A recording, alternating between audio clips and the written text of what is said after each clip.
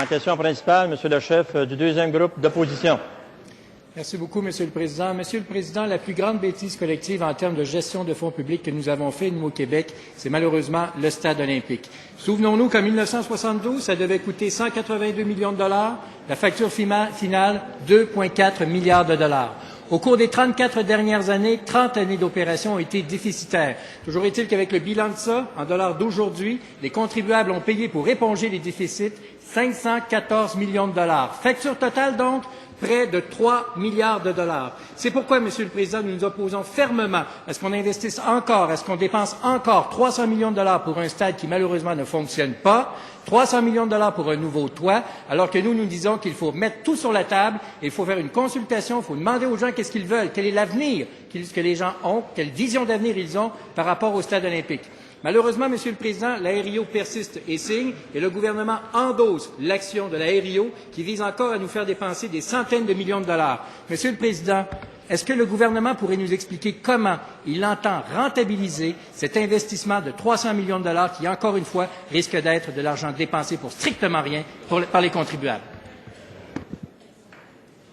Monsieur le Premier ministre.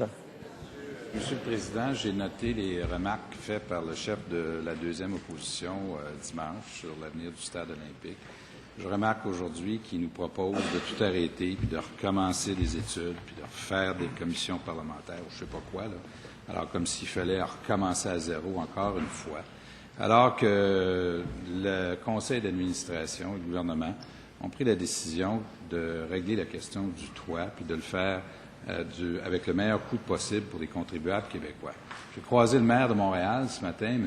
Gérald Tremblay, qui a pris la peine de réitérer qu'il ne fallait surtout pas suivre le conseil que nous donne le chef de la deuxième opposition, là, puis tout arrêter, là, qu'au contraire, c'est une affaire qu'il faut régler, puis il faut le régler de manière raisonnable. Et le gouvernement, c'est ce qu'il a l'intention de faire. Maintenant, il propose même dans ses alternatives de raser le stade olympique à Montréal. On ne rasera pas le stade olympique. C'est pas vrai qu'on va écrire l'histoire à l'envers, là. Il y a un problème de toit. Le gouvernement veut le régler. On veut le régler de manière raisonnable, Monsieur le Président.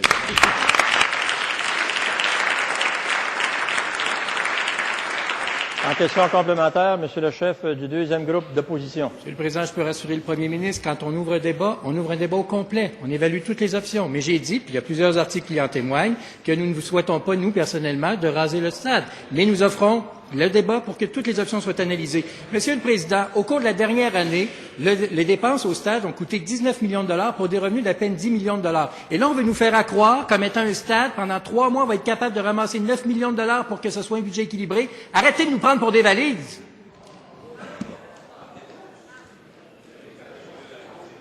Madame la ministre du Tourisme. Alors, Monsieur le Président, je trouve vraiment malheureux que le député tienne de tels propos.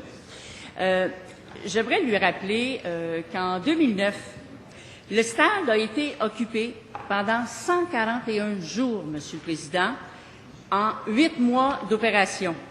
L'an dernier, le stade a accueilli 1 million de visiteurs, Monsieur le Président.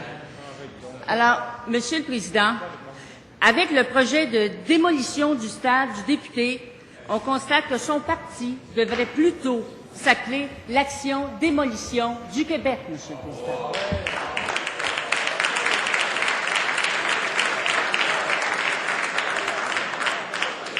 En deuxième complémentaire, Monsieur le chef du deuxième groupe d'opposition. Un instant.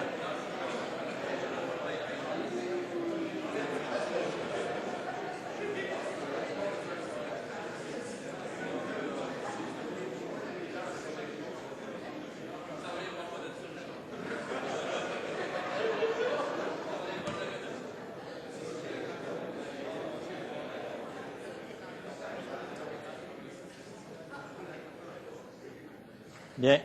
Monsieur le chef du deuxième d'opposition, vous avez la parole. Monsieur le Président, je suis totalement démoli devant un tel argument.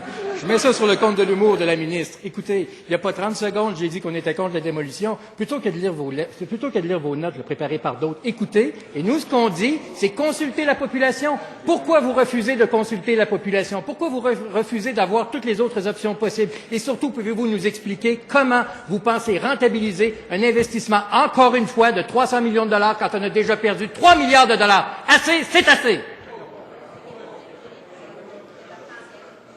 Madame la ministre du Tourisme. Monsieur le Président, je suis vraiment étonnée, là. Et dimanche, le député, le chef de la deuxième opposition, parlait de démolition du stade, Monsieur le Président. Aujourd'hui, il est après nous dire qu'il ne veut pas démolir le stade. Alors, écoutez, il n'y a pas lieu d'intégrer des délais dans le processus. Il n'y a pas lieu non plus, Monsieur le Président, de tenir une commission comme le demande le chef de la DQ.